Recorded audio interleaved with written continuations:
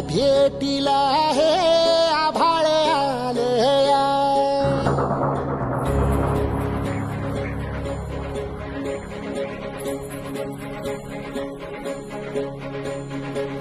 एकजुटीने पेटले राने तुफान आलया. काळ्या भुईच्या भेटीला हे आभाळ आलया. भेगाळ माय मातीच्या ह्या डोळ्यात जागली या आस. घेऊन हात हातामंदी घेतला लेकरांनी ध्यास.